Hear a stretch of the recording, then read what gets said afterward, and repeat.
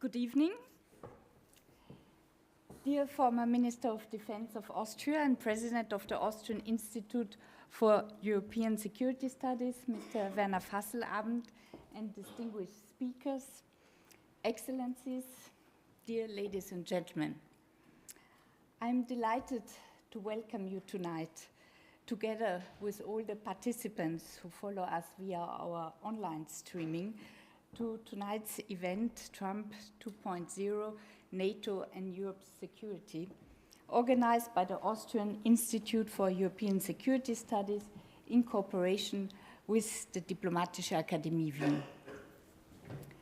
The timing of the event couldn't have been chosen better. By exactly now, the United States have Donald Trump for a second time as their president. The US presidential elections have always been important in politics and have always attracted a lot of attention in the US and around the world. But I'm not aware that the candidate and former president has previously been so contested and polarizing so much. A recent article in a European newspaper mentioned that while many countries around the world now seem to see Mr. Trump's second term as president in a positive light, only Europe and South Korea are still skeptic about him. I'm therefore particularly happy to welcome today our high-level speakers from NATO, from the Munich Security Conference, and from the armed forces, who will analyze the impact of Trump's presidency on NATO and on Europe's security. Austria joined, as you know, the Partnership for Peace of NATO, called NATO PFP, in 1995, exactly 30 years ago. My previous function before joining the Diplomatische Akademie Wien actually was Deputy Head of Mission of Austria to NATO. During my time at NATO, I contributed to the Individually Tailored Partnership Program, also called ITPP, between Austria and NATO, which was the first of the ITPPs signed by NATO. Today, Austria, together with Ireland, Malta, and Switzerland, form the Western European Partners, WEP4, called in NATO, which consider themselves as NATO's closest partners in values, in particular through the shared interest in Euro-Atlantic security. Allow me, therefore, to take advantage of this opportunity to highlight the important work of the Western European partners, the WEP4. They participate significantly in NATO, as well as in the UN, in the EU, OSCE missions and operations. They are contributing to interoperability and capacity building. They contribute to NATO's largest ongoing mission, KFOR in Kosovo, with significant contingents. They contribute to human security, capacity building, and arms control and non-proliferation. And they also offer education and training through courses and exercises open to allies and other partners. In offering their expertise and know-how, they can contribute to shaping policies at an early stage, together with other like-minded and advanced partners, thus adding broader support and expertise to such policies. This contribution to dialogue and cooperation by the Western partners is an important element of stability and security in the Euro-Atlantic area. But how will the role of the alliance, including the role of the partners, develop now with President Trump as Commander-in-Chief of the US? I wish you all, also to the public following us online streaming, a very interesting evening. And now I pass the floor to the Director of the Austrian Institute for European Security Studies, Mr. Zinkanell. Thank you.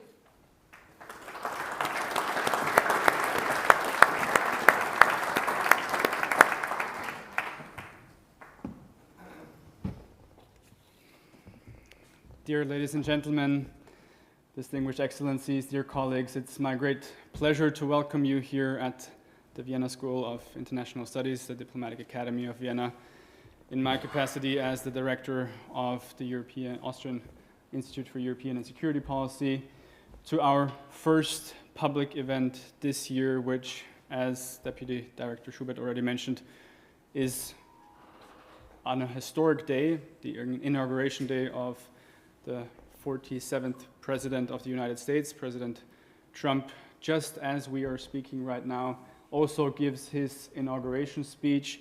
And I would like to make one quote that just got released in the live ticker that I was checking before this event, where President Trump mentioned this quote in his inauguration speech.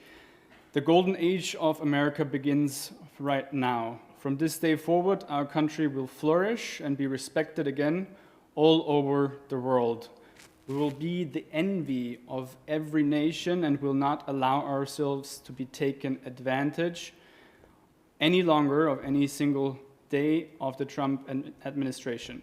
I will very simply put America first." These were the words that President Trump just made in his inauguration speech just a couple of minutes ago. And I think through these words and through the actions that he has already put forth, we can for sure say that this will be a very decisive time for the United States, but also for Europe, for the relationship between the US and the EU, especially with regards to NATO, with regards to the fact that NATO, as we have mentioned also in previous discussions that we hosted here, is still the core element of European security, and therefore it is of utmost importance for us here in Austria also to discuss the potential implications and impacts that this new Trump administration will have on global security, on transatlantic security, on European security, because also here in Austria, also here in Vienna, we will be affected by these implications. As a democratic country, as a country that is part of the European Union and therefore also part of the common European security and defense, as a country at the heart of Europe, we will to some extent also feel these implications. And therefore it is my great pleasure to welcome our three distinguished speakers of today. I wish you all a very fruitful and insightful discussion and would like to hand over to our president, Dr. Werner Fasslabend, who is going to moderate today's session. Thank you very much.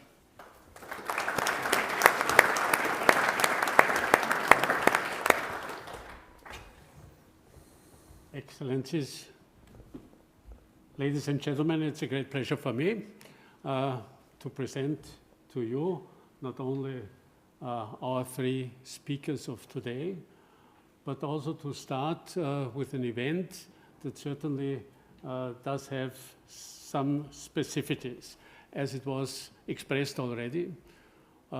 Just a few minutes ago, inauguration ceremonies in Washington started. At the same time, you know, we celebrate 30 years Austria's membership of NATO PFP, and it was only a few months ago, in July last year, when I had the opportunity to take part also at the NATO summit in Washington, when 75 years of NATO were celebrated. And we have to be aware that this certainly has brought or will bring quite a few changes. Only if I look into the first row of our seats, Ambassador of Finland, for example, Sweden will be here, showing very clearly that the time will be changing. And if we look forward now a little bit, and I think this was also more or less the motivation to start this way, we really have to be aware that it is not only a period of Zeitenwende, but an enormous challenge for all of us. Why? Probably in these moments, President Biden, he was called the last European, will leave his office. President Donald Trump will come, and this will not only change the politics in America and in Europe, especially also maybe the status of NATO, but maybe our consciousness and our view of the Western world. Why? Because up to now it was clear that, okay, the Western world stood for democracy, for a free trade region, and at the same time also for a rule-based international order. And if we are looking forward now, we got the warning of President Biden that, okay, we could be confronted with sort of an oligarchy in America. Whether this was a little bit too much, okay, you can discuss about it, but it certainly will be interesting. At the same time, the new president, the incoming president, announced already that he will raise the import duties for everybody, not only for China with 60%, but also for Europe with 10 or 20%. And also this rule-based order looks a little bit different to his statements concerning Greenland or Panama and even Canada. And insofar, we have to be aware and have to make ourselves aware of this really big changes. Yeah, therefore it's a great pleasure for me to have three outstanding speakers today. I will present them a little bit later on. Before we go into it, I just wanted to show a few pictures. We just presented the map of NATO. I cannot see it. This is NATO as we are looking at it from the European side. The dark blue one is all the members. Now also with the new members, Sweden and Finland. You can see in Europe there's only Austria and Switzerland in the center, then Bosnia as a candidate, and a few countries that have that are not candidates, but they do have an action plan for individual partnerships. This is more or less the ongoing map. But if we go further on and look how do the Americans look at this situation, of course, for them, NATO had a different function. I always try to explain that, of course, the Europeans look at NATO as an institution that was founded in order to protect the Europeans against the Soviets. But from the American point of view, this was different. America realized a typical counterim strategy, trying, to control the European coast at the other side in order to keep enemies away of it. This was the reason for the shaping of NATO between the North Cap down to Sicily. And because this was not possible at the Asian side, at the Pacific side, they founded this belt of partners with Japan, with South Korea, with Taiwan, and the Philippines, in order not to have a surprise similar to what they had to experience at the beginning of World War II. And this certainly is a different view.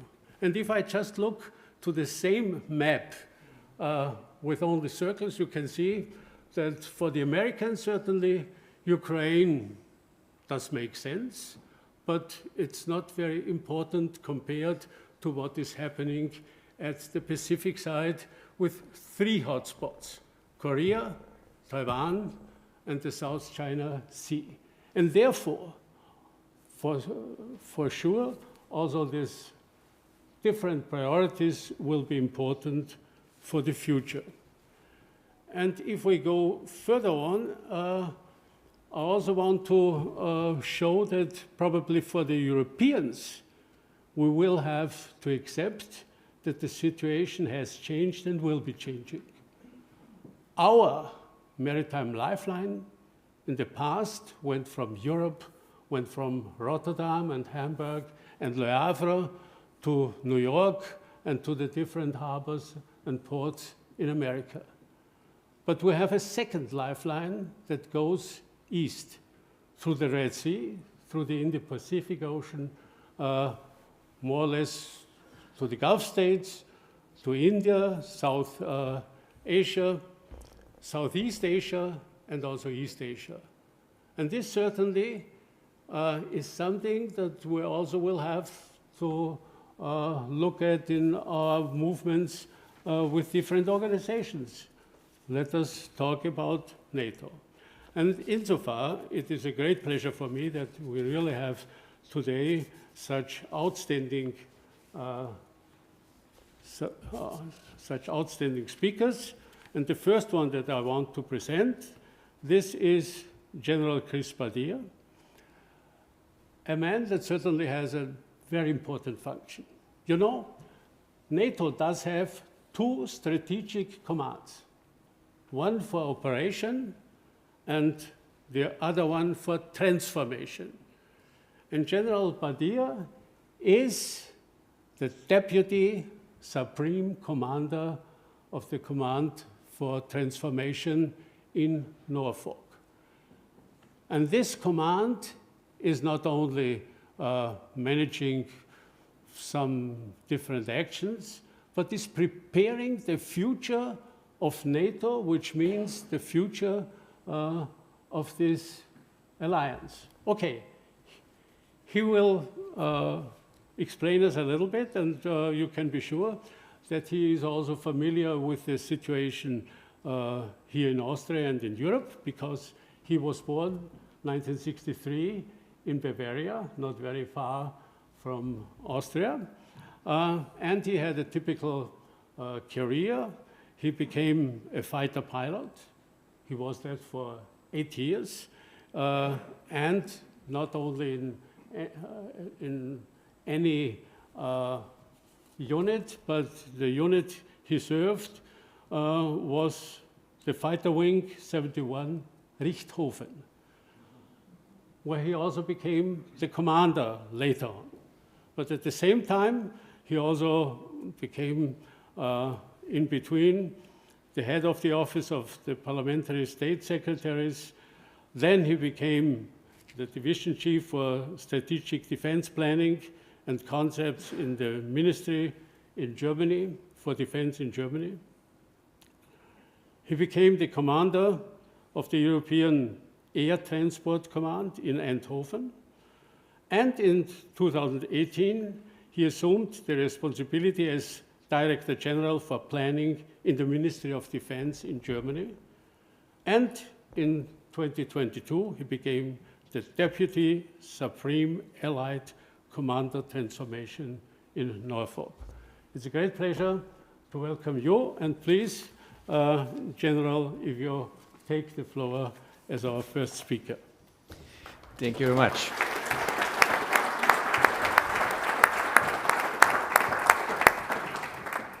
Erst einmal grüß Gott miteinander, and now I do it in English, okay? So, distinguished guests, ladies and gentlemen, thank you very much for the warm welcome. Great to be here. And if I listen to everything, if throughout the day, everything I had, and what the minister just said, being responsible for transformation, before you get too depressed, okay, from a transformational aspect, I'm always here to give you hope, okay? And hope also, living in the US, and that's what I really like about the US, is build on success and be positive, okay? And that's number one on NATO, and we should not forget, NATO is the most, if you will, successful alliance in modern history. NATO is now 32 members. Back in '89, when the wall came down, we were 16 members. Now we have 32 members. And they all joined because they wanted to be there. NATO, right now, with all the NATO member states, makes about 50% of the GDP and 50% of world trade. Okay, we have about 20 times more on GDP than Russia has, and we are spending 10% more on defense spending as Russia does. So it's a positive start, if you will. Okay, is it good enough? No. Okay, just to be honest to each other, because this is what the new Secretary General, Mr. Rutte, also said. We are still in a position where we can deter Russia, but we need to do it better. Okay, and this is really something my headquarter also has the responsibility for, because it's not only the warfare development we think of, but we do the complete defense planning for NATO. And I would like just take you along a little bit in understanding also with, well, 2.0 security of Europe, where are we, what are we doing, and what do we base it on, and what is my perspective also, and I come back to that. If the US does not provide, it's not playing the role, but maybe not providing any longer capabilities they have provided in the past. And I will take you along in the next 15 minutes or so, and just to give you a bit of glance where we are. And number one, ladies and gentlemen, the most important thing is, in order to understand, of course, you look also what's your opponent, what's the security and threat perspective out there. And that's, of course, one of the major changes we are having, and you really need to look into it. You cannot define security regional anymore. It's global. This is what we just heard. It's the global aspect you have to understand. And if you understand it global, then very soon and very fast you get to, well, first of all, you have China. China, it's a big expansion. What do we see down in Asia? Okay, in the Pacific region, 3 billion people living there. There you have where the economic growth really is, and where everything happens. And I get back to that when I look through the American lens, what it means for America and how they go about it. But it's not only China. It's North Korea, which is this has a big destabilization factor within the area, if you see, when it comes to proliferation and all those things. Then you go to Iran, where we have a real problem as well, because also from a US perspective, when you look on stabilization for the Near and Middle East, what that means. And then, of course, you jump over to Europe, and then you have Russia. Russia with a big devastation factor, where we have war in the Ukraine with all those aspects. And that's where it's so important for us, if you see that a lot of people always talk about this Cold War 2.0. I tell you, if you see all this, this is a lot more, it's a lot more complex than it's just a Cold War 2.0. It's a new world order. This is what they are all about, and this is what's being changed. And especially if you look, for instance, if you look at the BRIC states, as they develop, and when we talk sanctions, our sanctions are really working. But this is what we, from a NATO perspective, as we are concerned as well at the same time, now it's not working anymore. Because NATO, and I get to that, NATO is 32 allies plus 35 partners, so you have about 67 like-minded nations when it comes to that. And if you look how United Nations is voting, what's going on, when you come back to sanctions, those are all the concerns we are having as you look to, and that is what I said, if you come back to when it comes to global understanding. And right now, yes, deterrence works still in a certain way. This is why you have all those hybrid attacks. When it comes to space, when it comes to spoofing, and when it comes to blinding from satellites, all those things, when it comes to freedom of navigation, when satellites do not provide the service anymore as you need, when it comes to critical undersea infrastructure in the Baltics, all those things, and this is really something, it's not the one or the other, it's all together, and then you are minimum in the conflict. I would call it already a war on hybrid, what we see and where we go. And this is what you need to understand again, and it has a global factor in total. This is where we come from. So for us, this is really where, from a NATO perspective, when we look at it, when we talk about which capabilities are needed for the future, because the most important thing is, this is what I always preach it, don't prepare for the war of yesterday. Because if you go here and today, if you don't understand what's needed, what the capabilities are you need in 10, 15 years, because you need to decide it now, you always look backwards and you always wonder why you're never prepared for what's happening right now. This is one of the major tasks we are having, and this is really something where we go and say, well, member nations, this is where we need to invest, and I get in a second to that. So really from that, this is what we see when it comes to challenges overall as we go forward. So how has NATO reacted, ladies and gentlemen?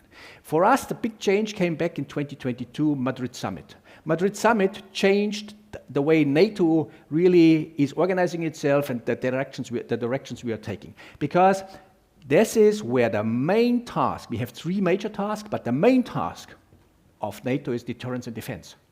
And this is also something where people still don't understand. It's deterrence, deterrence, deterrence. If you have to defend, a lot of things have gone wrong. Okay, so we need. This is where I come back when we talk capabilities, because and what does deterrence mean? Deterrence means the right capability at the right readiness and the will to use it, and this is what you have to prepare for. If you don't do that, you don't deter, and if you don't deter, no wonder this is where you will see where you go in conflict. So this is what we're really discussing as we go forward, as we take it. So this is what the Madrid Summit really brought to us.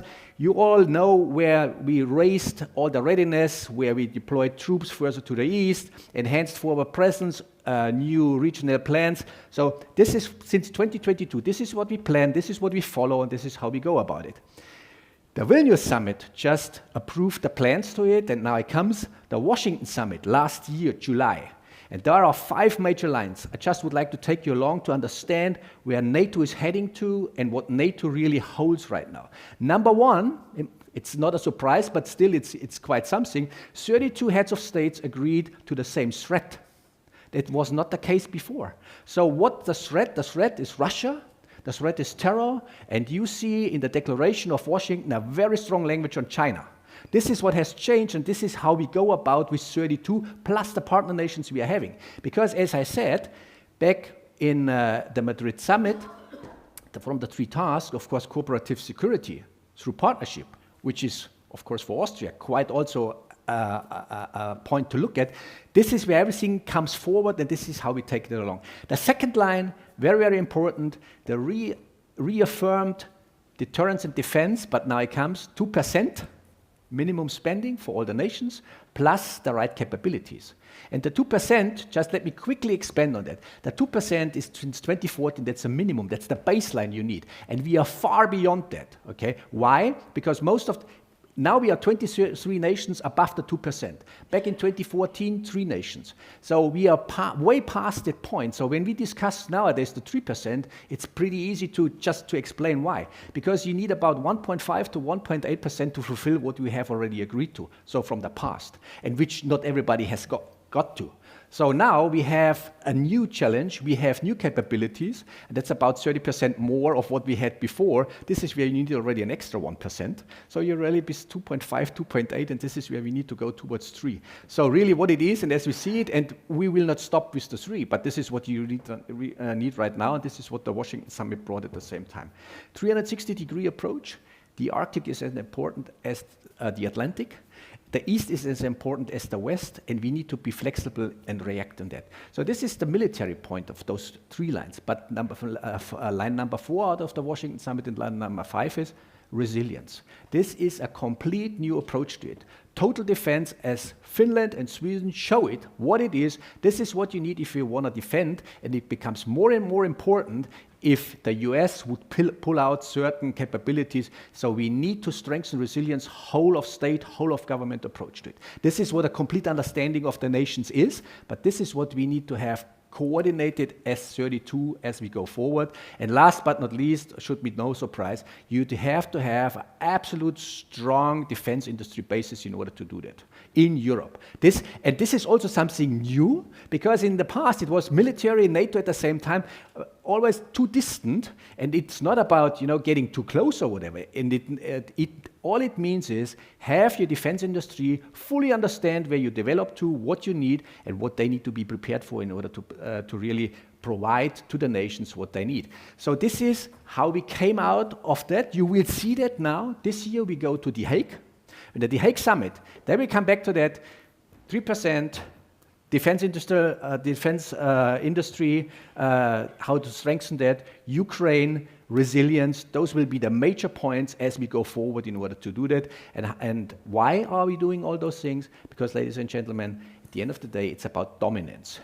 It's always a bit, when the military tells you, it's all about winning. There is no prize for second best on the battlefield. We all have to understand that. And this is what you have to prepare for. And if you go, you hit hard and you win. And this is what we need all along. So this is where we prepare for, from a dominance aspect. And this is really what when it comes to, and I get to that, capabilities you need. There are always three things. You need to have information dominance in order to have decision dominance, and then you can escalate. And when we talk escalate nowadays, escalation dominance, the question is at the same time, yes, NATO is a defensive alliance. This does not mean that we do not possess, have, and will engage with offensive capabilities. This is where deterrence kicks in. This is what you need. You have to have a strong defense on one side and a strong offensive capability at the same time. Otherwise, you will not deter. And this is where a lot of new capabilities come in. And this is where the nations now have to even do more in order to be prepared and fulfill the task of deterrence and defense.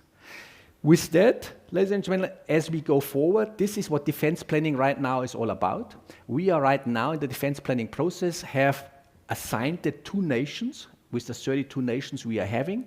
And you can always look at it as a cake, so you have 32 different pieces of the pie. As we assign it to the nations, and what you can expect and what you will see is, when we go to The Hague, there will be again 32 nations at the table agreeing to the same thing, because this is the same time it needs to be that way, and it will be a strong signal, cohesion of the alliance, and this is as we go. So this is how NATO has overall reacted, as you see, as you go forward. Now the question is, and this is the third part, the question really is, what happens if the US is not committing as we were used to? And I come back to, ladies and gentlemen, from an military analysis, and I always recommend to people, and it doesn't matter if it's the US, if it's China, or if it's Russia, if you want to have a holistic view to things, look through their lens and look through their glasses what it really means. And for me, it's not, of course we listen very close what the new President Trump says and what he comes, but for me at the same time, and this is what I also recommend, look on the second, third line of people you have now in the ministries. Because those are the ones who run the policies, those are the ones who will have a shift in where they want to go and what to expect. And if you read, and there are certain papers already out there, this is really a full understanding of where we are going. And for us, I can tell that from observing, since President Obama, who told us a long time ago, Europe needs to do more. And now from what I said before, if you see that from an economic point of view, Asia and Indo-Pacific is the main region #1 from a US perspective, and as well from, if you see from an alliance, and we heard that from an Indo-Pacific alliance perspective, this is where US needs to turn to in order to balance. Because the US will be the only nation who can balance that and play a leadership role in order to do that. And at the same time, we have to understand, and we have to acknowledge the fact, okay, Europe can do a lot more when it comes to conventional capabilities. So for us, the reaction will be, well, we will be asked now in a not so nice way maybe anymore, okay? So we will be pressured in saying, well, you Europe, you need to do more, and we have to acknowledge the fact, because we are capable of doing that in order to do that. What do I expect from, and when I say what do I expect with all the discussions we're having within our headquarters and within NATO, I do expect that, of course, when it comes to the nuclear aspect, the nuclear role of the US, I expect it will not change. It will be there. There will be the reassurance that the US will fulfill its role. It also, just think of it from a weapons of mass destruction point, from zero-sum game, proliferation aspects. It would be wise going this way. This is what we recommend at the same time. So I'm not expecting that we will see a reduction there. I'm not expecting that we see reductions in space capabilities, cyber capabilities, because they are easier to provide. But what we see is, when it comes to all those capabilities, land heavy or navy heavy, not so easy to deploy within hours or days, where it takes a lot longer, they will be most probably stationed and pivoted towards the Indo-Pacific earlier on, and we will see that. And this is where we can prepare, and this is where capability planning from a NATO side overall kicks back in to see What are the possibilities? Where do we need to do more? And where do we need to come in? And last but not least, ladies and gentlemen, let me just elaborate on one thing. We have 32 nations within NATO. But 4 nations are the big 4. It's US number 1, number 2 is Germany, number 3 is Great Britain, and number 4 is France. And those 4 nations together, they provide more than 60% of capabilities to NATO. And don't get me wrong, all 32 nations are equally important. Everybody has a share. But the bigger ones, and where do I want to go to? If the US would leave, it would be tragic. But as much if UK or France would leave, or Germany, it would be tragic at the same time, because NATO would not function anymore the way it functions. So really, now we need to come back, understand, we need to basically more or less leverage what there might be a gap when the US pulls out certain capabilities. I'm deeply convinced, as we go forward from a European perspective in total, in order to leverage on that, we can do this. And now, the other thing is, and this is where those big European nations have to come to grips with, from an EU versus European perspective, you need to have a stronger leadership role amongst those nations on the European soil and continent in order to fulfill the role, and this is what you need. My take is, and this is what I always say, and Europe needs to talk with one voice.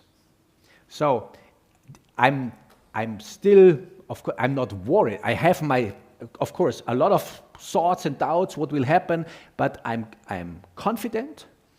If we do it early on, if we do it together, if we have a full understanding and nations have the commitment, we still can balance what the US might ask us to do.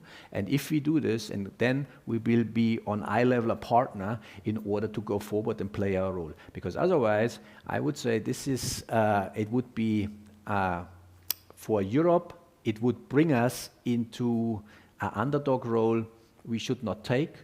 We should not be there, and we should take care of Europe ourselves.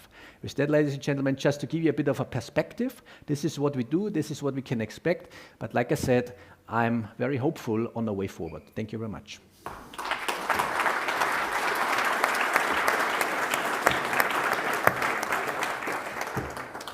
Yeah, thank you very much, General, for your very lively presentation.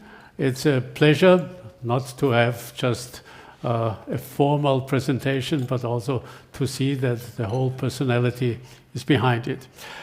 Now we want to immediately go to our next speaker, and this is Magister Nico Lange. He was born in 1975 in Berlin, if this is correct.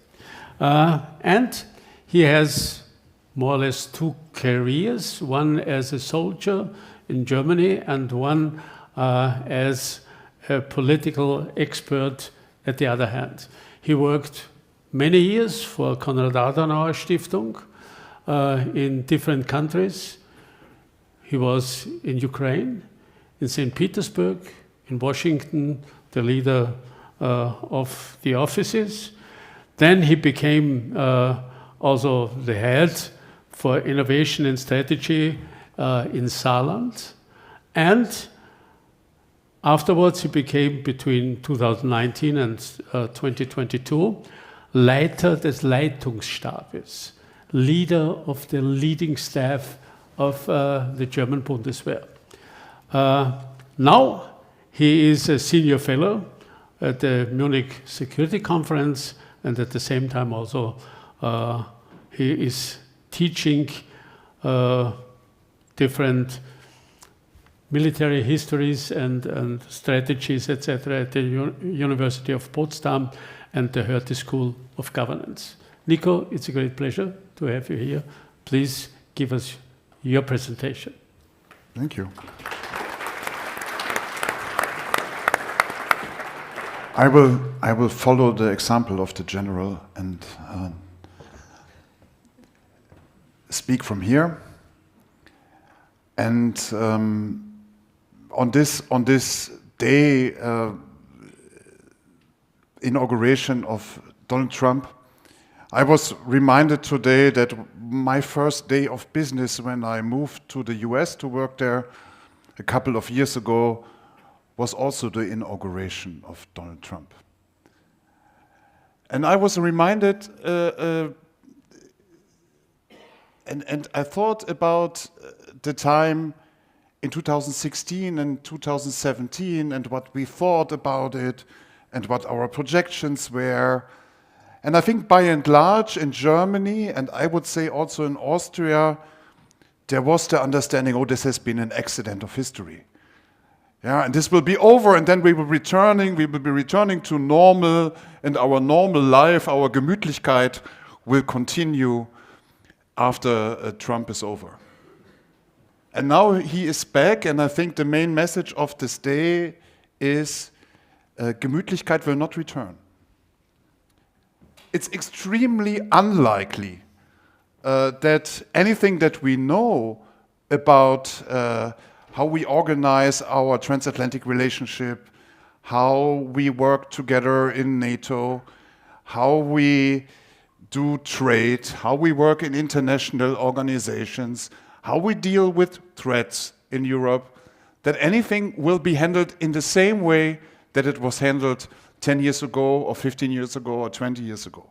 And I'm saying it that way because my impression is that everybody on the political stage acting believes that somehow a miracle will happen and we return to the good old normal times, and we do not need to do very much, but only to wait for this magic moment to happen. It will not come. I would like to discuss this very briefly using the title of today's event, Trump 2.0, NATO and Europe's security. By the way, it's very interesting that we are doing this as two Germans and two Austrians speaking English. But let me start in the other way, in the other order than in the title.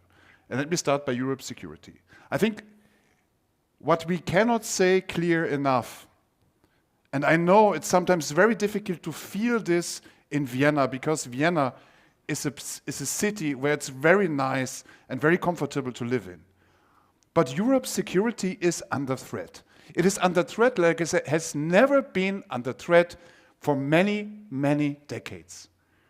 Because Russia started a war of aggression against Ukraine in 2014, it continued into a full-scale invasion in 2022, and the goal of Russia's war against Ukraine is not only to make independent Ukraine go away and to have a greater Russia. If you listen to what Putin is saying, if you read what he is writing, the goal is to fundamentally change the security order in Europe. And fundamentally change the security order in Europe from a Russian point of view means having a Russia that is greater than the Russia as it is today. It includes Ukraine and other places. Not having Americans on the European continent, not having historical anomalies from a Russian point of view, such as the European Union and NATO, and having a strong and big Russia pushing everybody else around on the European continent. That is what Putin wants. And now look at what we are doing. I already said a little bit ironically, we are hoping for this to be over somehow so that we can return to our Gemütlichkeit. And it is in the phrase that I hear very often from German, also from Austrian politicians, the war must be over. What does it mean? The war must be over. Putin will say, yes, I'm ready to talk about the war being over. Give me all of Ukraine, have the Americans out of Europe, and then the war will be over. Is that what we want? It's a serious question to Europe's security. For now, the Europeans are saying, let's wait, this will be over somehow, the war must be over. And then what? And I understand the US perspective on this. Joe Biden was very polite in saying it. Donald Trump will be less polite saying it. But he says, look, it's a European security problem. What are the Europeans doing to solve the problem of European security? Why are we expecting the Americans to solve the problem of European security? It's not only that we are expecting the Americans doing it, we are expecting the Americans doing it, and at the same time, we are talking bad about Americans. Yeah, this is a very specific German mix of the Americans must provide for our security, but let's also have a little bit of anti-Americanism. And let's tell the Americans that they are not really fully civilized as we are, the Europeans, because we are for peace and we are morally superior and all. And we have, I don't know, we don't eat hamburgers all of the time. So this approach will not work anymore for Europe's security. And let's be honest, let's be very honest with ourselves. Either we provide now for more European security ourselves, and while we are providing for our European security more, much more than we did before, we will ensure that we get American backup for this, because without American backup, we do not have the military capabilities to provide security in Europe. Or we don't do it, and then no miracle will happen. It's very obvious what will happen. There will be less security, less welfare, and it will be very ungemütlich in Europe. And by the way, there is no difference if you are a member of NATO or if you aren't. The European security problem is also a security problem for Austria. It's not only a security problem for the NATO members in Europe. The second point, NATO. I was asked many times, because I was in the US when Trump became president for the first time, and as General Badia, we spent some time together working also with a Trump government, having good experiences, I would say, also difficult experience, but it was possible to work with the Trump government. But when I'm asked today, is it possible that Trump will pull out the United States out of NATO? My honest answer is, it's not impossible. That's correct. Look at what he says. Look at what John Bolton, his former national security advisor, says. It's not impossible. But if we want to have security in Europe, and we need American backup for this, we better influence the situation in a direction that Trump will be inclined to stay in NATO and to provide for security together with us. This is not coming for itself. This is not solved by just waiting it out and sitting on our hands. And look at the reactions of many policymakers at the inauguration of Donald Trump today. It's again this mix out, we think that Trump will somehow pull the rabbit out of the hat and solve the war in Ukraine and come up with a ceasefire and peace.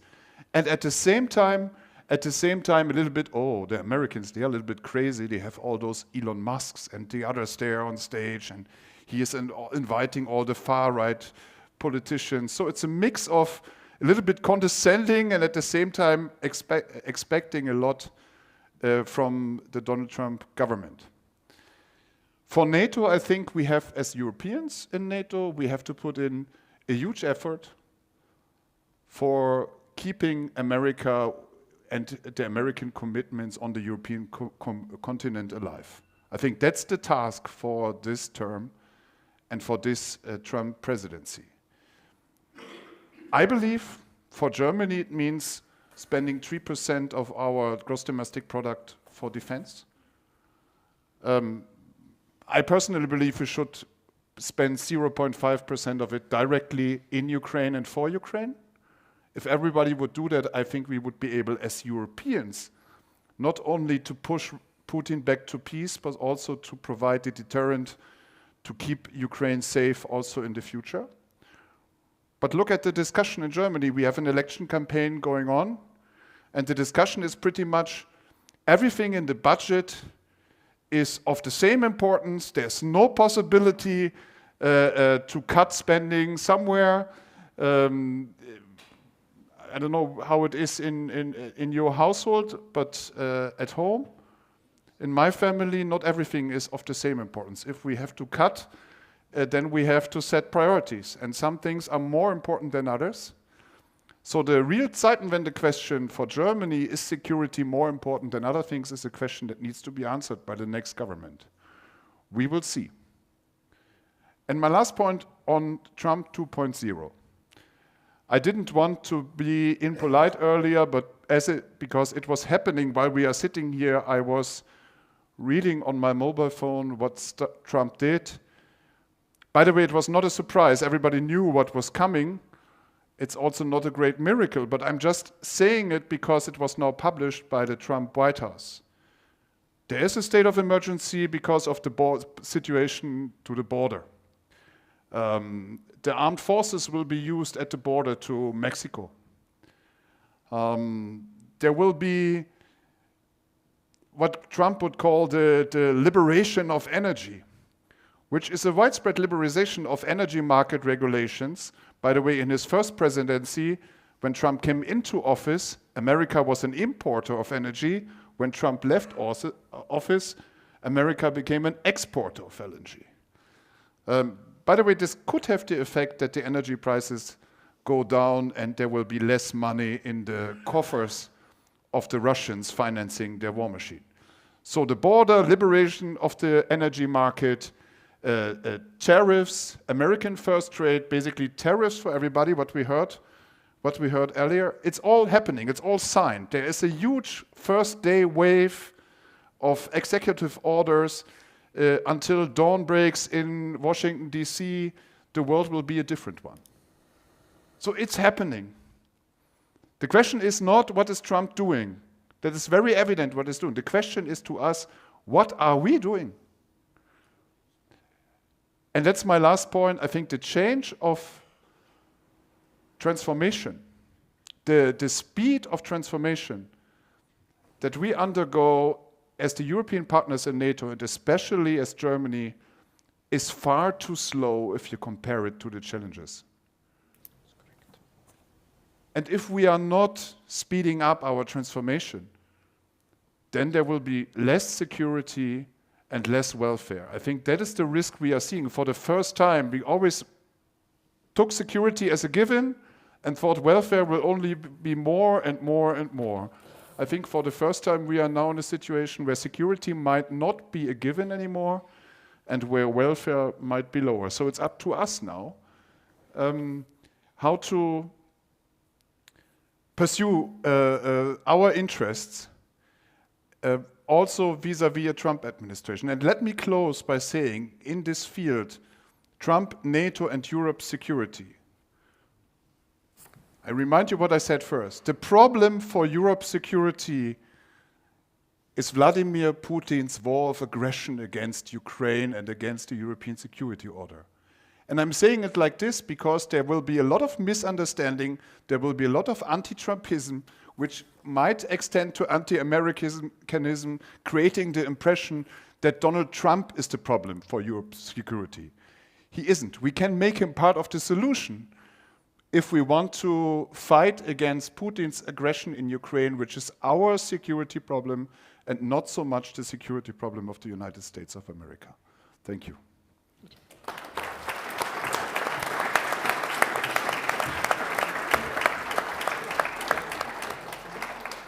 Yeah, thank you very much for your very clear words and also for providing us some optimism for the future, for the coming period, because everybody knows that, okay, the Europeans are not completely convinced about what will happen in the next 4 years. But the Austrians certainly are convinced that we are on the right track, and somebody who is responsible for this right track is Generalleutnant Bruno Hofbauer, who will be our next speaker. He has a typical career, served at the Garde Battalion in Vienna, was Chief of Staff in the military command in Vienna, served 3 years in Brussels as a representative of Austria, but also in Bosnia at EUFOR. Then he became the commander of the Dritte Panzergrenadier Brigade, which certainly is one of the most important units in Austria. And in 2020, he became Capability Director, Planungschef of the Austrian Bundesheer. And since 2023, he is also the Deputy Chief of Staff. Please, Bruno, General Hofbauer, take the floor. Yes, thank you very much.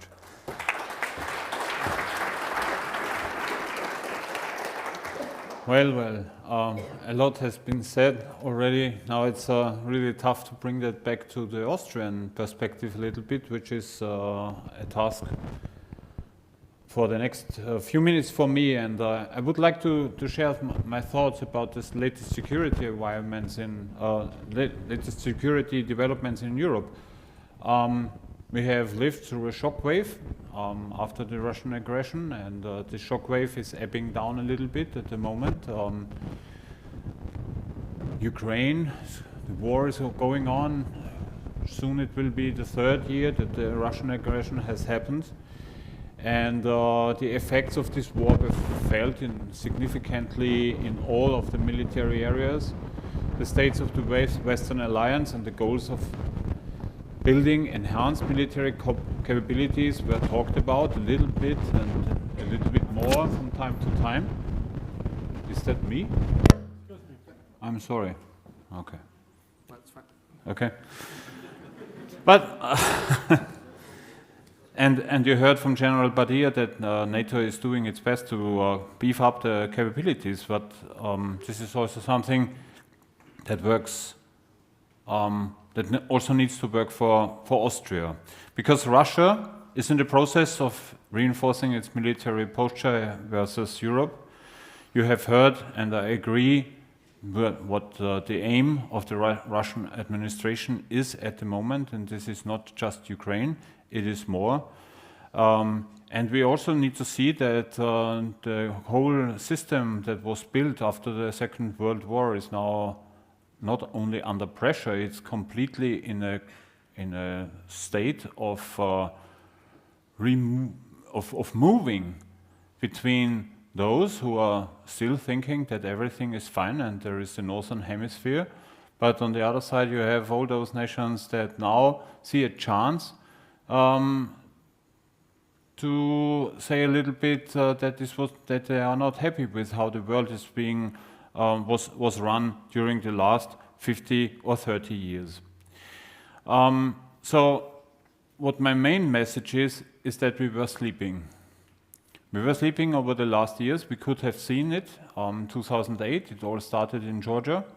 It went on to the Tiergarten in Berlin. It went on to the United Kingdom. Then Crimea came, and NATO went for the 2% goal. But was they taken serious? I don't think so. And then Putin explained what he would do, and we saw it. The Western agencies even shared their satellite pictures of what happened in the border regions before the Russian attack, and still it was not believed. And so we are now in a situation which is really uncomfortable. We have the war in Ukraine. We have NATO on the other side with 2 new member states like Finland and Sweden, which changes the security situation in the north and in the eastern part substantially. And now we have a new US administration whom we are not completely sure what they will do in the next months, days and years. And we need to be very clear, we are under attack. Also here in Austria.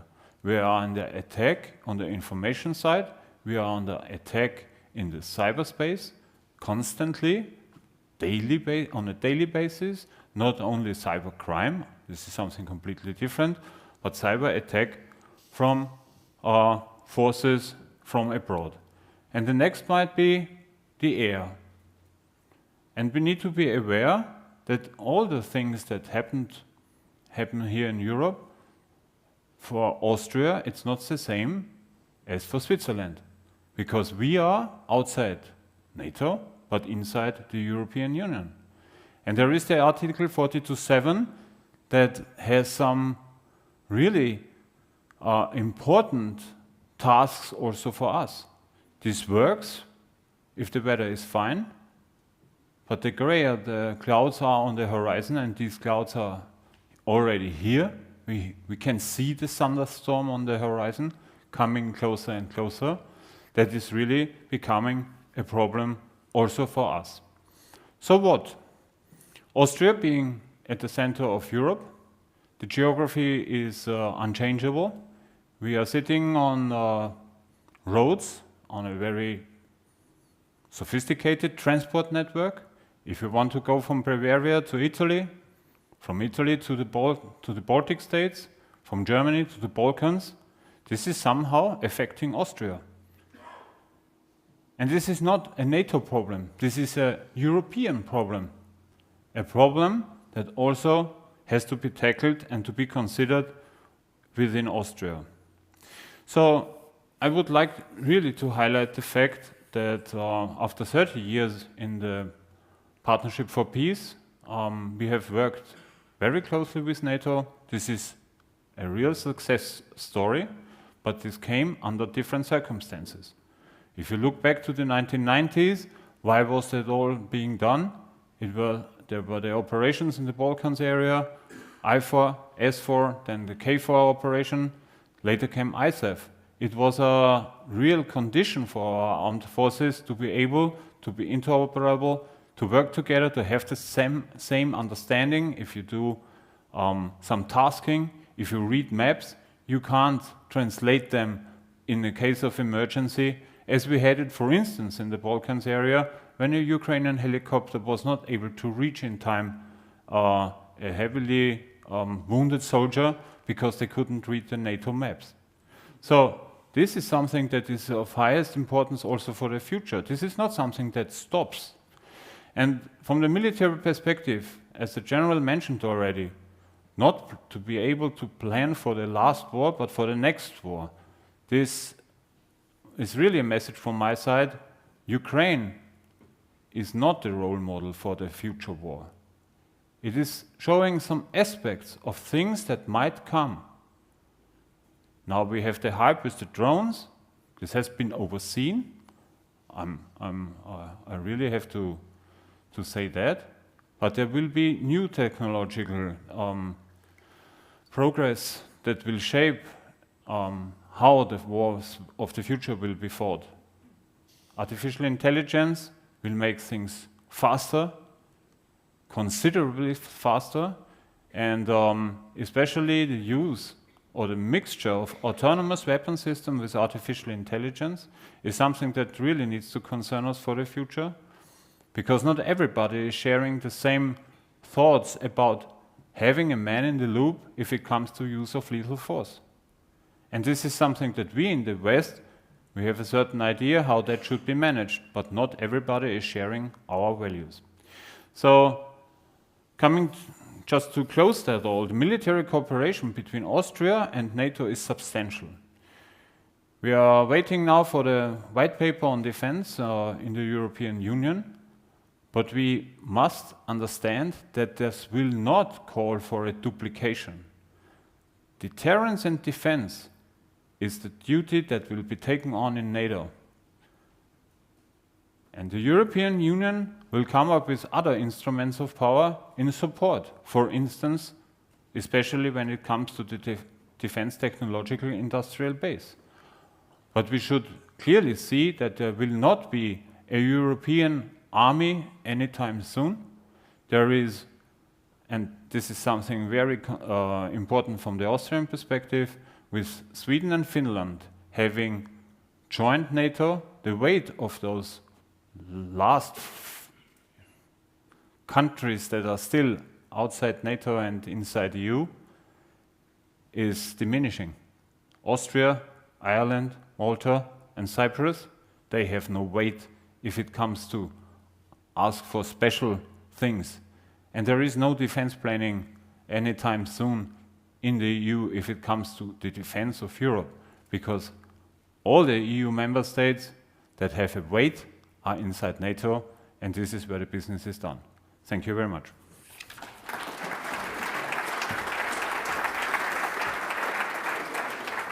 Yeah, General, thank you very much for giving us this Austrian perspective, which certainly is more than important. And I just considered at the beginning whether I should show you a map. You know how far Russia is away from Vienna? If you look to the Oblast Kaliningrad, between Vienna and Kaliningrad, the former Königsberg, it's exactly 777 kilometers. This is about the same distance as between Vienna and Geneva, or Vienna and Rome, or Vienna and Cologne, Köln, Dortmund, for all those people who are interested in football. It's closer than the distance between Vienna and Hamburg, and of course also between Vienna and Brussels or Amsterdam. And insofar, to believe that we are outside of the business is completely wrong. 777 kilometers. You also could say Hermannstadt in Siebenbürgen in Transylvania, roundabout the same distance. So far, it really is necessary to occupy ourselves much, much more. And as the General also pointed out, you know, there also is vice versa at the other side, of course, quite some importance. Because you cannot organize a European protection and security without also using the ways between Germany and Italy, or between Northern Europe and Southeastern Europe and Southern Europe, and. Okay, so far, thank you very much also for your contribution, and now we would like to ask a few questions and discuss a little bit. And the first question I would like to ask, of course, General Yu, a German general, General Freudig, who is the head of the Analyze Center for Ukraine in the German Defense Ministry. He pointed out just a few days ago that the armament production in Russia is immense. And if it goes on the way it is produced at the moment, in 2028, this could already become quite a danger also for other European countries. He said they are producing 1.5 million drones a year, for example, and many, many other things. And insofar, my question is, are we prepared? And are we prepared if US is engaged much more with South China Sea or Taiwan or Korea or whatever? Thank you very much. Well, first of all, I'm really very sensitive about naming years when reconstitution of Russia might happen or attacks might take place. Let me say that very, very clear. I think this is suicidal if you do this. Again, look through a Russian or aggressor's lens, and your opponent discusses openly, is it 28, is it 29, or when should it be? If you want to try something, well, you would do it earlier. Would be Russia in this case, would they be capable at least trying it? Never underestimate, because they would be. So, and part number one. So I'm really far away of naming years when things should happen, and I think personally it's dangerous doing that. Number two, now when if you really want, and you just said that, talk to NATO member states or other states bordering Belarus or bordering Russia. They will tell you, you better be prepared tomorrow. This is what you need, and this is where we need to go, and this is, you know, we have, and this is again, everything we've heard, we still are not having the mindset. A lot of citizens and nations, you could have the feeling they're still on vacation. And this is totally wrong if you want to prepare. I come back to, if you want to deter, You have to do it in a total different way. So are we prepared? Yes and no, because now, and I would like to reference, some of you might have read the Draghi report, the newest one, okay? The European buying power on defense is there, so we would be prepared. But if you buy 63% outside EU and 70% of your buying power goes outside EU nations, outside, so you have 80% of your buying power is going somewhere. And just in comparison, 95% of the US buying power on defense goes into the US. And there you go. And just to make it even worse, while from that money, 14% go in research and development money, within the EU it's 4%. So we are not only investing, we are also cutting off everything we have in order to develop. So coming back to that, and this is really something where EU needs to be strengthened overall. This is where we are in close contact with EU and the Commission and everybody. But it has to be set because the conditions are there. And I fully agree with Nico Lange when he said Russia is not going away. 6 to 8% of GDP is going into Russian defense right now. And like it or not, okay, they will be there in 10 years and in 15 years and in 20 years. So we need to come to grips with it in order to go. So coming back to your question right now, we can do a lot more. Can we do it? This is the real aspect we have to think about. Yes, we can.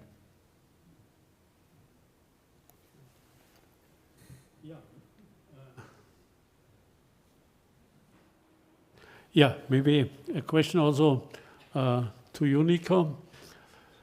You talked about the situation in Europe, and we were talking from the beginning also what will happen when Trump will have his second term. But if we look to the European situation, who is capable in Europe in order to overtake leadership, what you said? If you look to the situation in France, in Germany, in Italy, in Great Britain, in Poland, and so on, maybe you can give us a little picture what you are thinking about it. How strong is Europe politically in order to withstand an aggression from outside? Let me say first,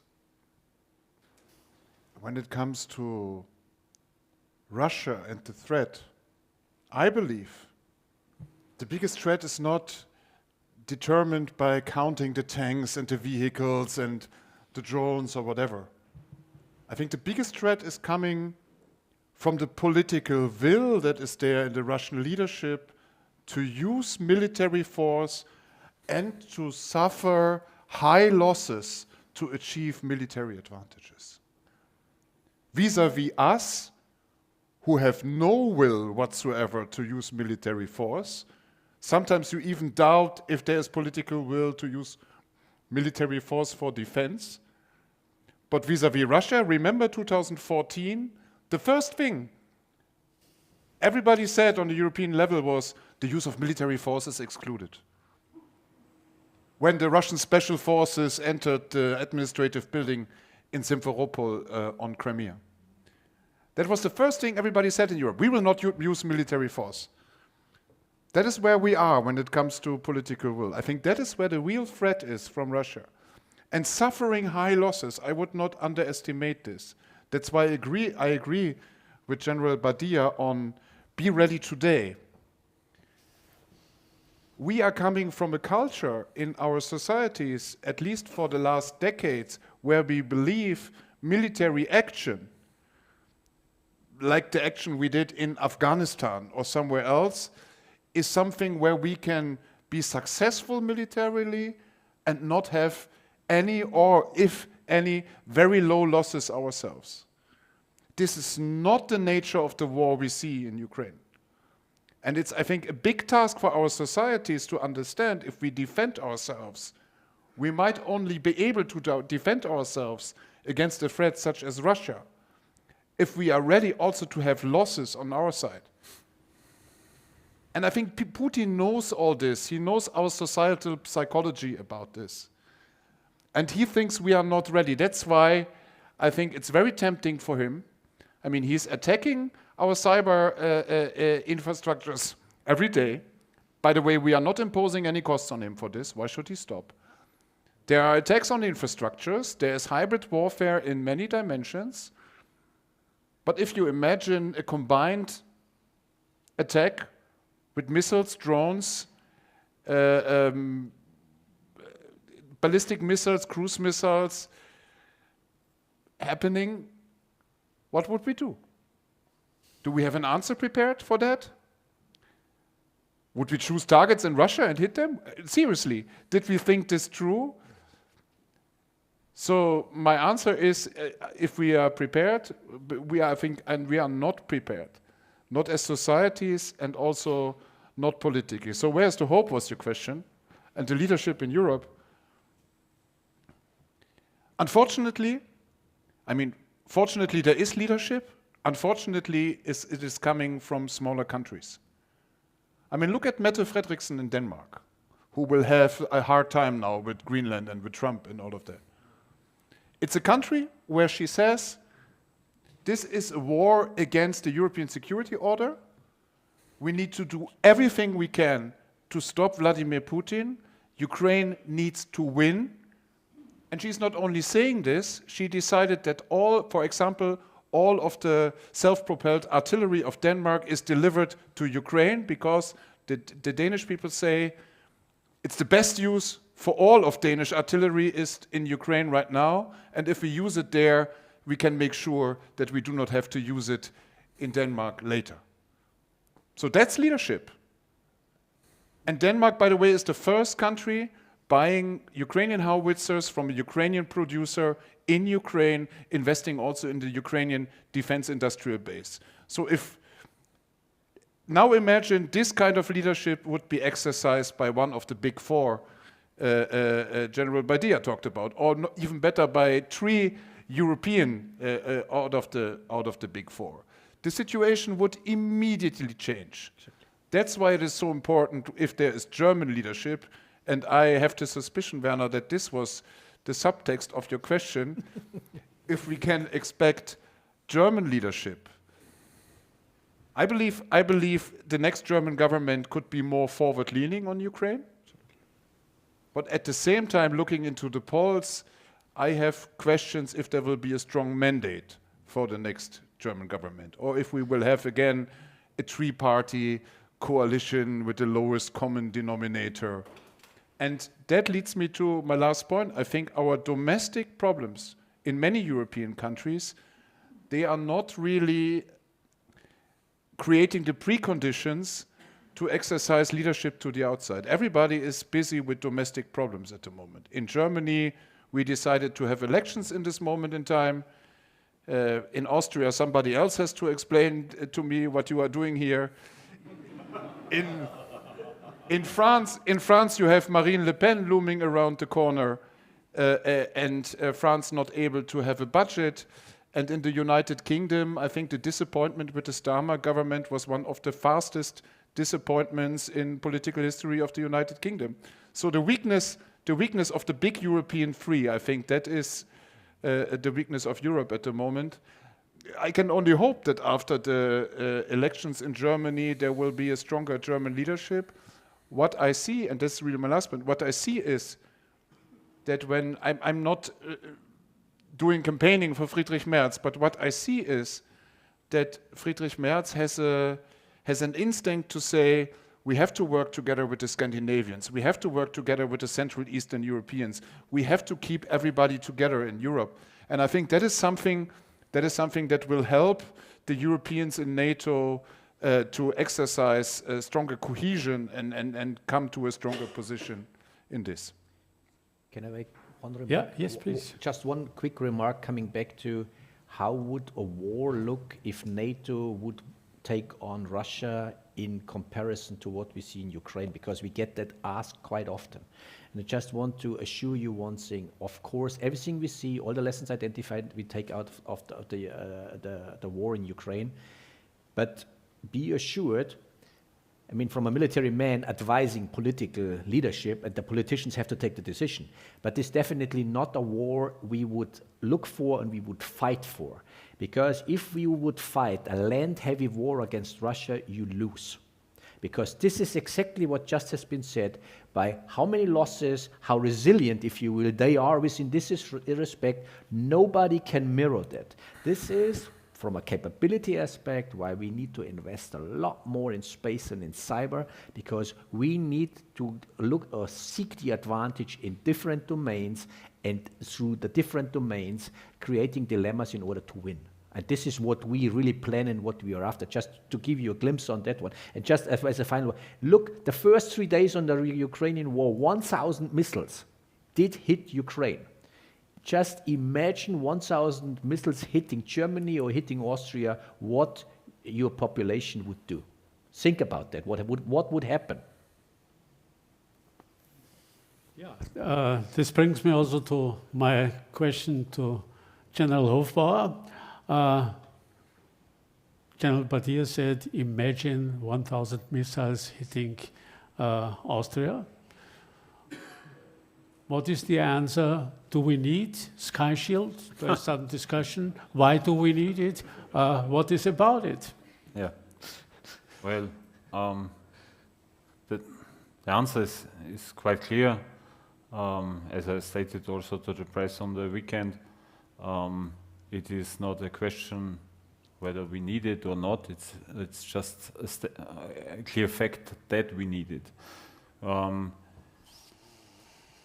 And this also comes to the special situation in which we are in. We are an easy target in the middle of Europe. We are outside of NATO and inside the EU. So if you want to make a point, Austria would also be a target that could be attacked. Why not? And of course, but I think this is something we share also with other countries. We would not be in the position also if we wait for some years to do the same as the Israelis were able to do when Iran attacked, because this is something that the Israeli armed forces have prepared for years and invested heavily in cooperation with the United States into those capabilities that were able to defend against such an attack. Sky Shield is more or less a symbol for the question of, is Austria willing to defend itself against a threat that is coming to the air? And as I mentioned before, what we need to be prepared for in the next step is to prepare against those threats that are coming, be it a cruise missile, be it a hypersonic missile, whatever. And it will be extremely hard to say we are in the middle of Europe and nobody will attack us. I would not count on that. Yeah, thank you. And now we have an opportunity to ask a few questions. Maybe Mrs. Sinigoy. Thank you very much for this expertise panel. My question is addressed to General Badia. Denmark has now this problem with Greenland and Mr. Trump, okay? NATO is stationed where in Greenland? How would NATO, in a situational dangerous plot, act against Chinese and Russian icebreakers, which are more or less going around under different flags, not Russian and Chinese flags, knowing that these ships are shadow shipments of gas and petroleum? How would NATO, in a risky situation, react against dangerous situations in the Northwest Passage or the Polar Trans-Passage? And how would you react, hypothetically, if Mr.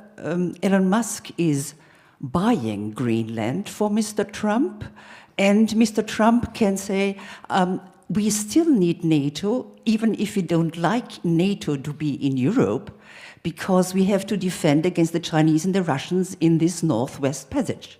Thank you.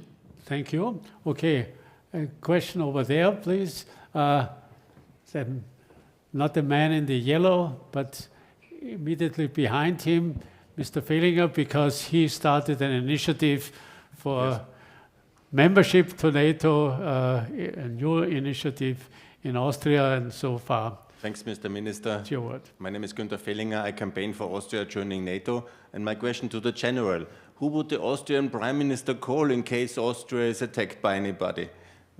Would be possible in Germany, I think, that we will call for support. Yeah? And if this is the case, that you anyhow have to defend ourselves, why is nobody courageous enough in the German political and military establishment to confront Austrian neutrality and make this simple question, please, it's a truth, we have the moment of truth tonight. The General has made a lot of open statements, and it should be the statement here by the German defense establishment that Austria should join NATO. Okay. Thank you. Yeah, with the yellow vest. Yeah, hello. Thanks very much for your presentation, and thanks also for your personal engagement in security matters to Nico Lange. I know, being one of the most prominent voices in the German area for doing this. I wanted to ask you a specific question.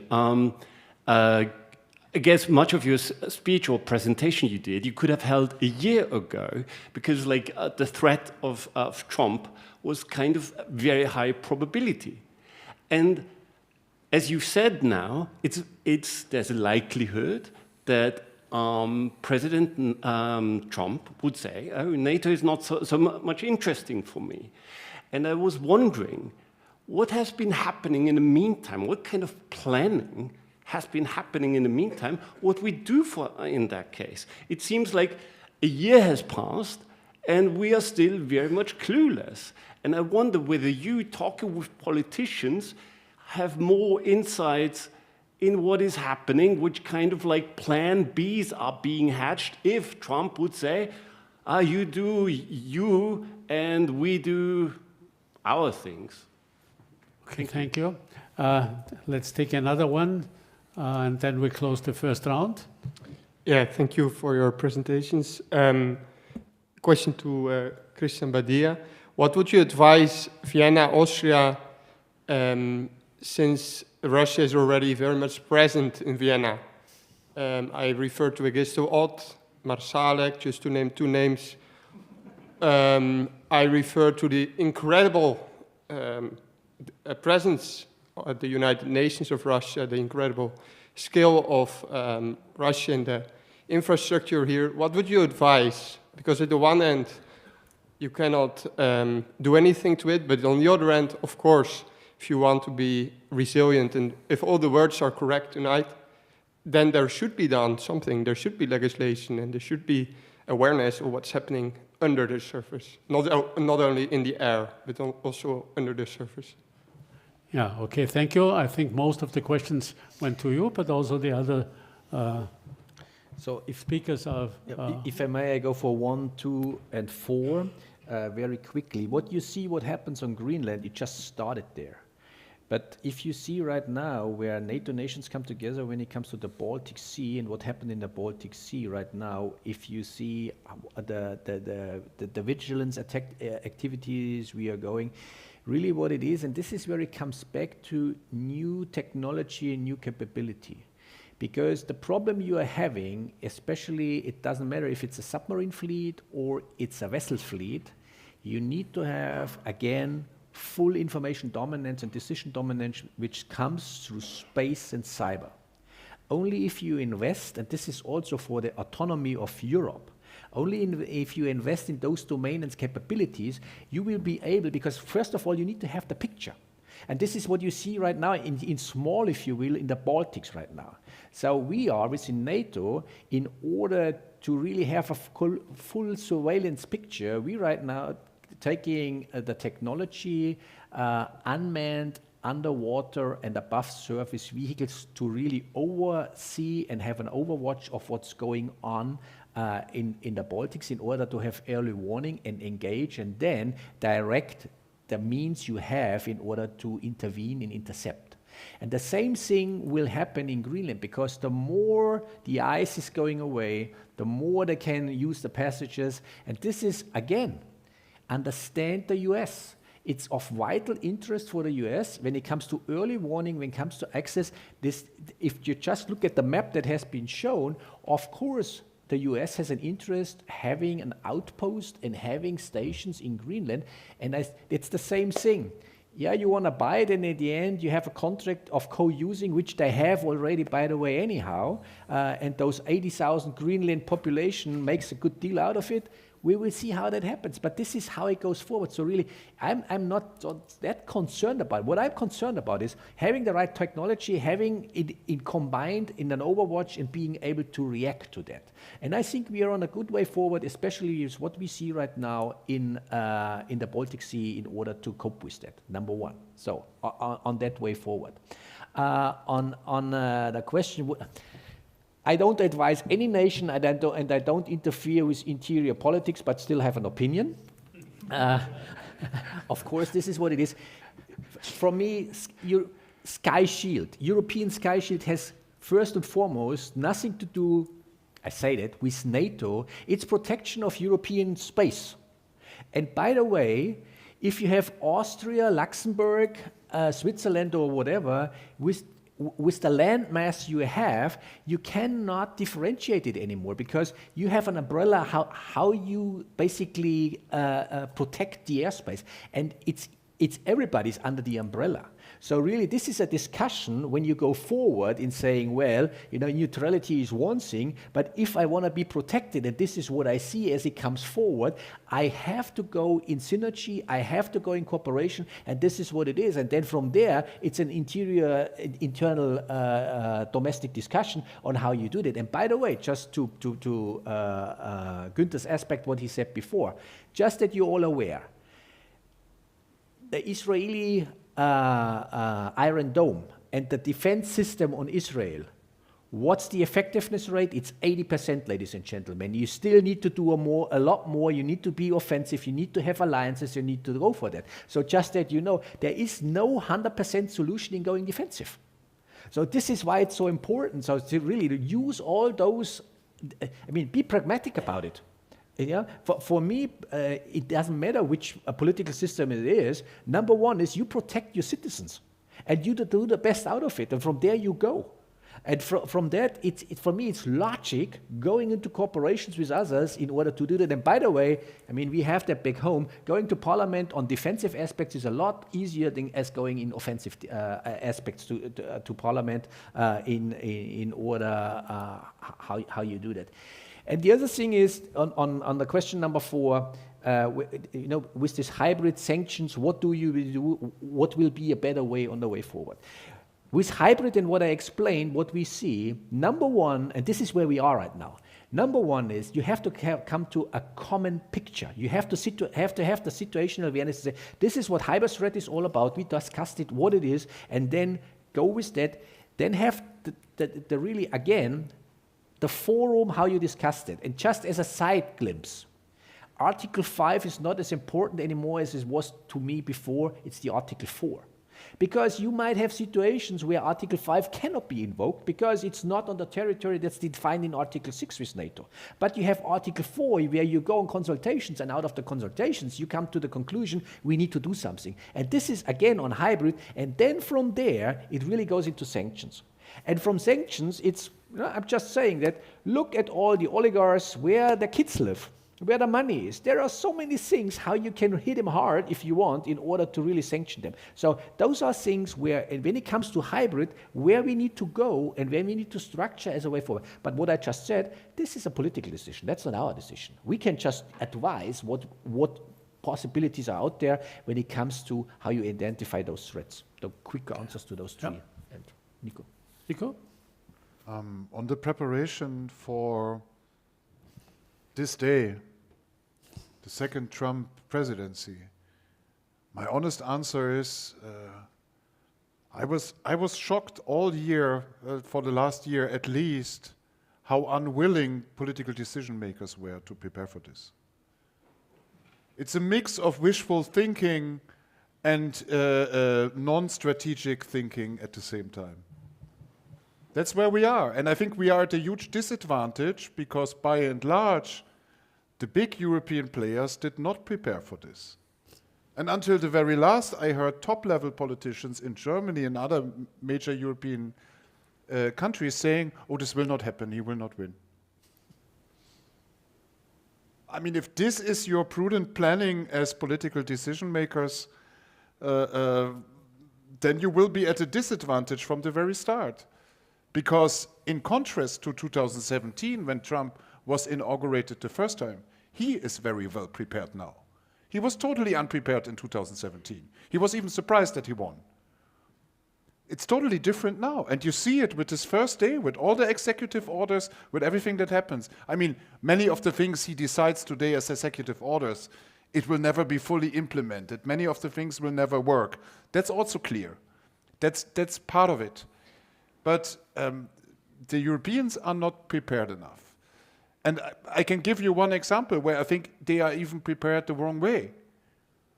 It's very likely that in the European Commission there are people who are proud of themselves that they have prepared counter-sanctions against and counter-tariffs against the terrorists that are coming from the United States of America. And it's also very predictable what will happen.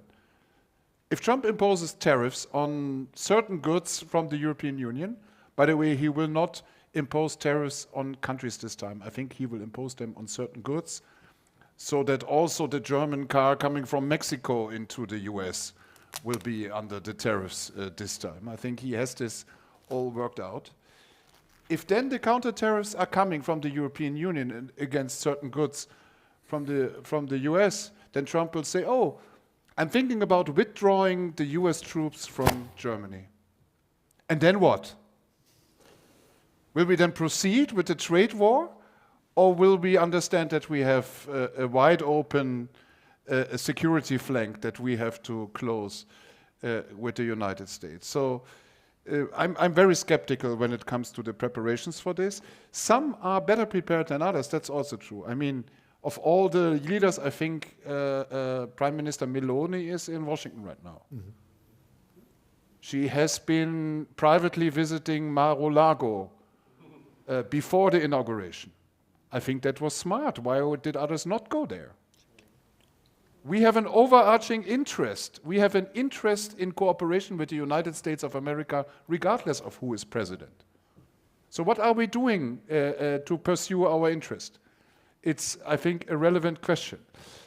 On Plan Bs, what are we doing? I think there is no. I mean, I can speak for what I know in the German political space. I believe there is no Plan B when it comes to security and the United States of America. The Plan B, it's like the Rhineland saying, es ist noch immer gut gegangen. Yeah? It always somehow it turned out well. I think that's very much the approach.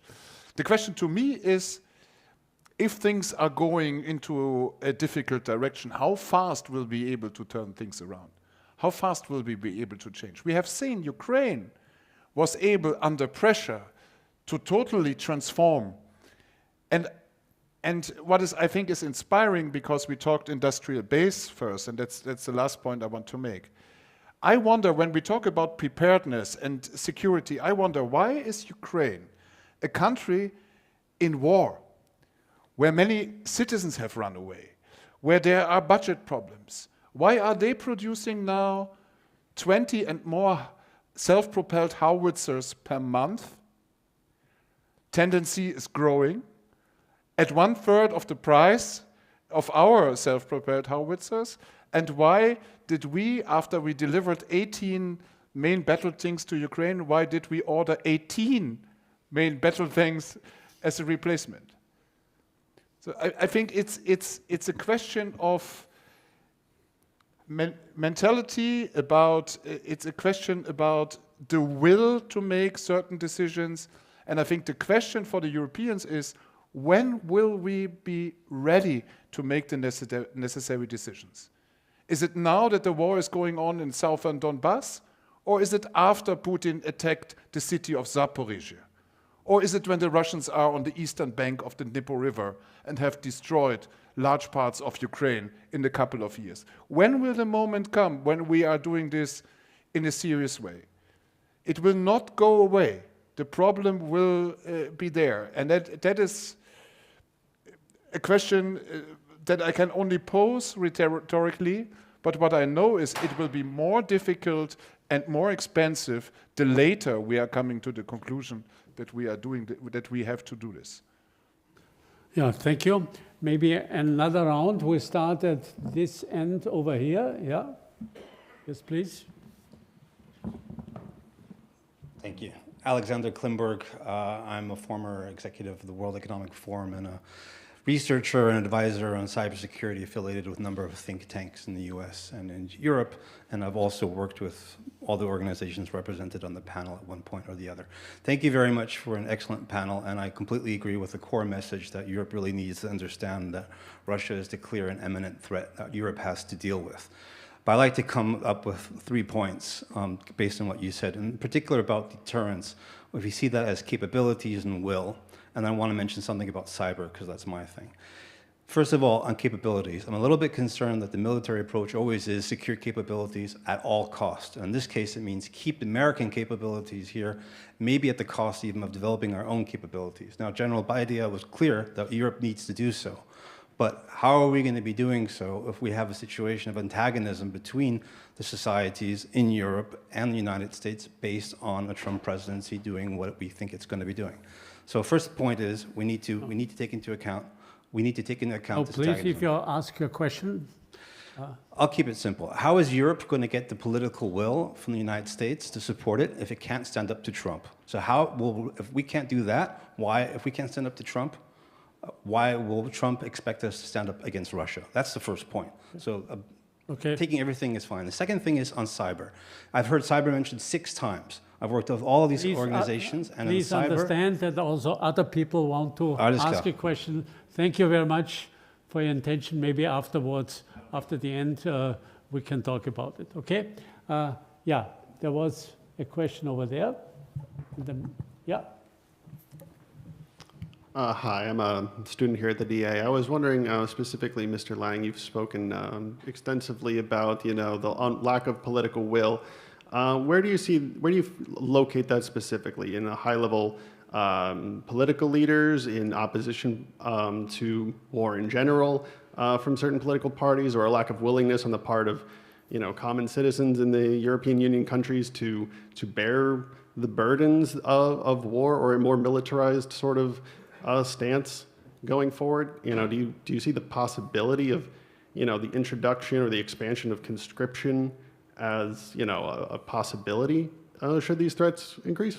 Thank you. Thank you. Yeah, over here. Mark Pfeiffer, just a brief question. One side regarding hybrid threats in open seas, destroying infrastructure, cables. How would we respond to that in a legal matter while respecting international law, which I think is a big issue there, because you just can't enter a vessel at international waters just like that. Second question, and in that case, probably only to the Germans to be fair, how do you feel about a pro-Russian party being part of a government in Austria or Germany later on?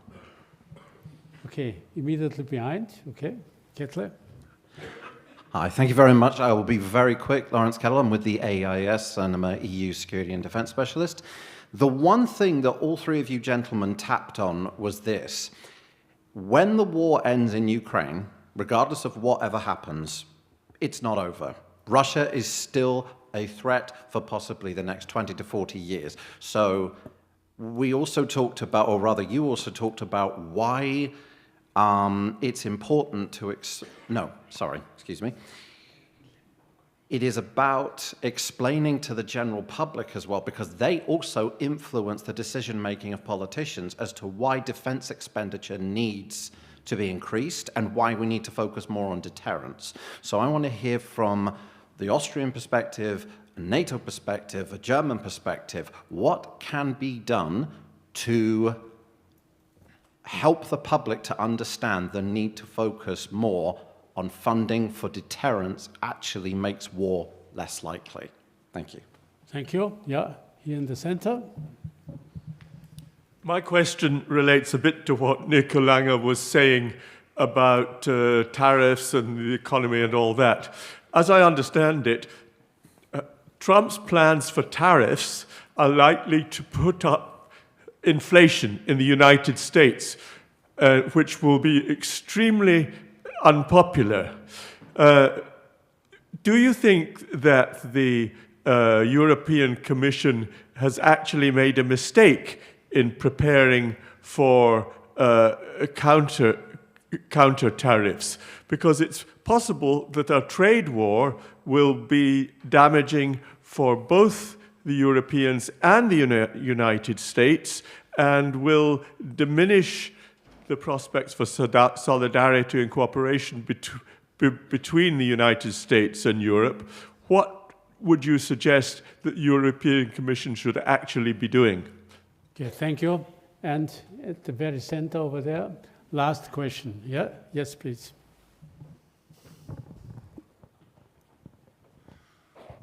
Thank you. Some cynics say that the United States needs a war every 10 years to train their next generation of military leaders. Would it be necessary to have the situation escalate in Europe to wake up the sleeping society and the ignorant politicians? Okay. So now I ask the panel answering the questions and maybe also give us a final statement. Yeah. I can pick a few and then yes, let's go. Leave the rest to the others. I will just. If you ask me where the problem is, I think it's very much so with the political decision makers in Germany. And Germany, not because I am German, but because Germany is as big as it is and lies where it is and is as economically strong as it is, plays a very important role. And if Germany would decide to be more forward-leaning, I think it would change the situation very significantly. And it connects to another question that was raised about public opinion and how to make the public ready. And it's an argument I heard here in Austria when I was here also on your invitation roughly a year ago or a year and a half, where I confronted some people here, but also Austrian politicians with the questions, why are you not using the momentum to discuss neutrality, and why are you not seeing the signs on the wall like the Finns and the Swedes are seeing them? Why do you consider this all differently? And some top-level Austrian politicians at the time, who are still at the top level today, told me, well, it's about the public opinion and people are not ready yet. And if you think about this, it's very similar to the conscription discussion we have in Germany. So some politician says, look, a discussion cannot be avoided. I mean, what kind of leadership is this? If you are saying, oh, a discussion cannot be avoided. And then you say, oh, the people are not ready yet. So there is this, I think, wrong understanding of policy making that you have to discuss and discuss and discuss, and then magically consensus appears and people want it, and then you do it. And I think the opposite is true. Representative democracy has a leadership component. And I mean, from experience in Germany, I can only say people were against delivering tanks and heavy weapons, what they called heavy weapons. I never understand what that was, but tanks, infantry fighting vehicles to Ukraine. Then the decision was made to deliver them, and guess what? Public opinion was for it after the decision was made. So it's about leading into the right direction and not waiting for the public opinion, magically developing into the direction that is the right direction for our security. All major security policy discussions in the history of the Federal Republic of Germany were decided by leadership, sometimes against the public opinion, and they turned out to be the right thing for German security. So that kind of representative democracy leadership is needed again. And maybe I pick one question on that was not even asked to me, but I still want to talk about it, on hybrid warfare.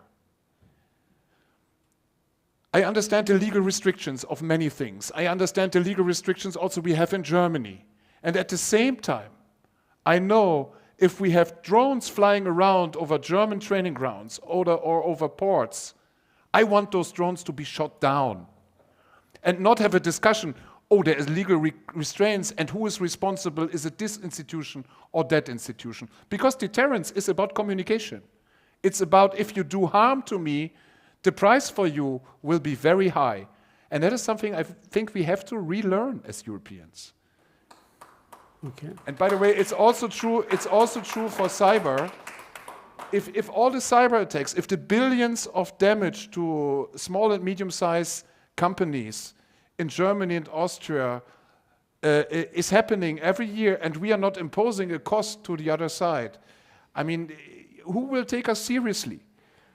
I think that's a key question, how to relearn deterrence as Europeans. And it starts by shooting down the drone, and it starts, but I think, it was mentioned before, like the Finnish colleagues did, by going on that vessel and stopping it. And they did not officially invoke Article 4, but there was a NATO summit about Baltic Sea security, and the situation is improving now. So sending a message of strength and deterrence, that is very important. With the Munich Security Conference, I have a program that is called Zeitenwende on Tour, where we do town hall meetings all over Germany. And my experience in all discussions, we had many, many discussions, is the opposite of what the leading politicians are telling me. They are telling me, you cannot discuss security policy with the citizens. You cannot make the argument. People will not be convinced. My impression is people want to be treated as adults. They want to hear what the risks are, what the costs are, what the plan is. It's possible to turn the public opinion on those questions. Even on Austrian neutrality, I believe it would be possible. Yeah. General Hofbauer. Some points of the question you have asked are already answered. I see that I would like to stress 2 points.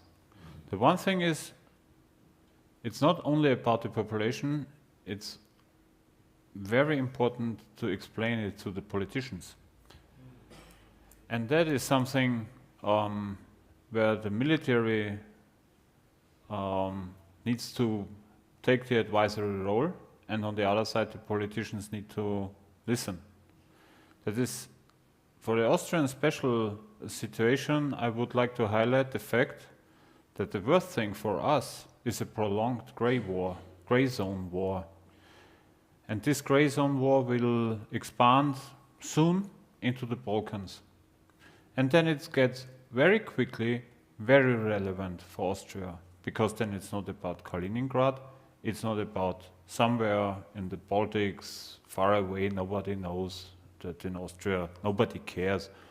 But when it comes to the Balkans, we really got a problem.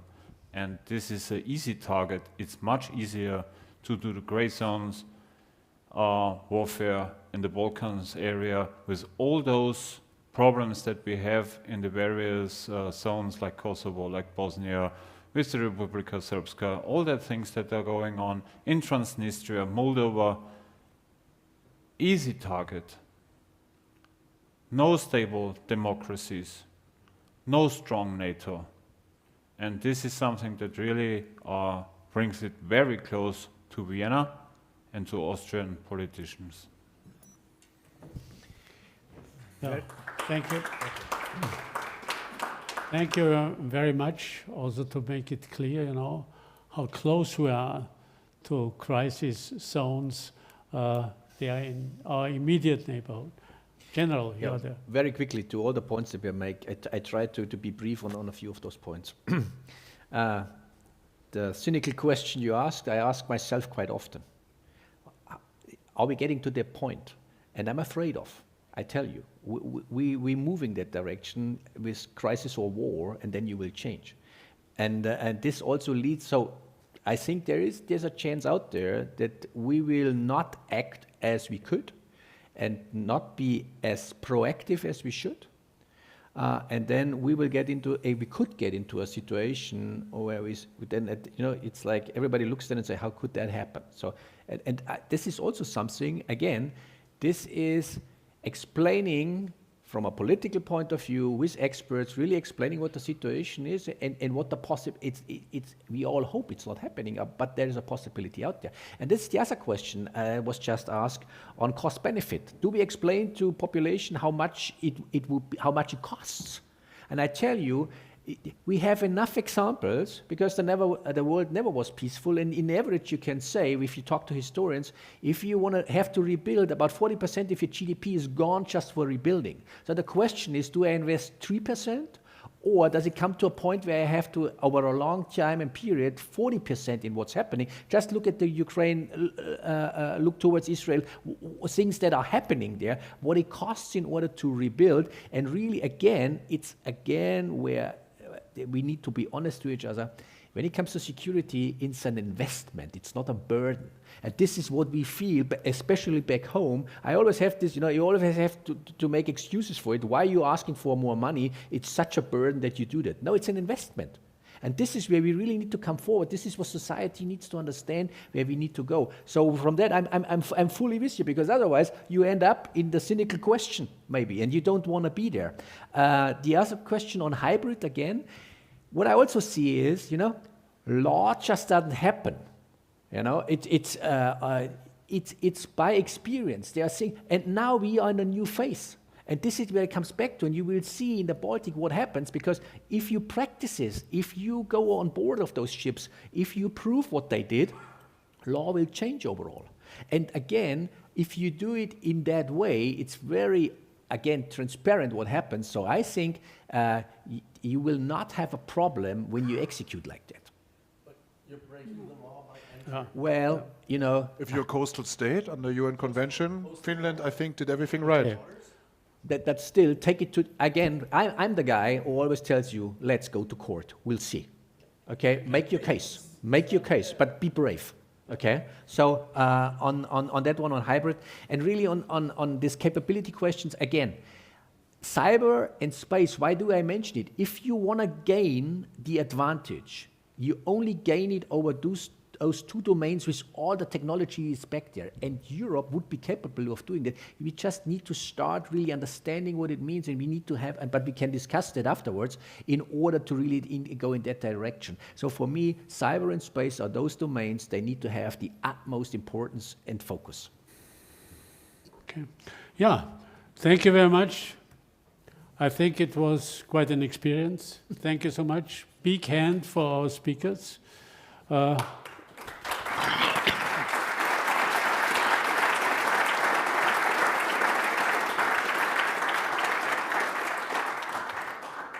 I do not want to sum it up, but I just want to maybe speak out a few things that were touched. The start was, what can we expect from this special American new president? And maybe the discussion about Donald Trump are an obstacle to discuss our own challenges here in Europe. We are discussing the weaknesses that we get from the other side of the Atlantic, but we are not discussing about the weak points in our own system. And there was the question, of deterrence. That deterrence is much, much cheaper than having to repair after a crisis. If you just look at the situation in Ukraine, millions of people who left the country, billions of things that were destroyed we have to recover, structures that were destroyed, everything. I do not even talk about their lives, how many people have lost their life.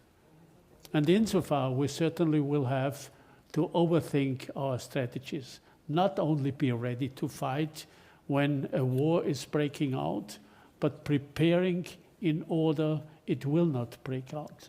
This certainly is of utmost importance. And at the end, I just want to say,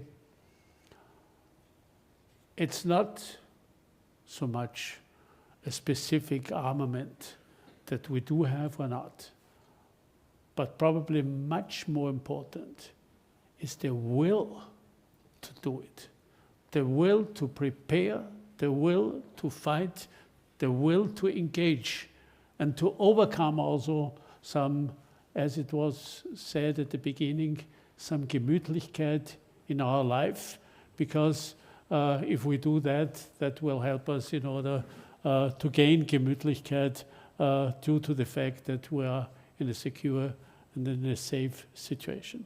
So far, thank you so much. It really was a great pleasure. Thank you, Nico, for coming again.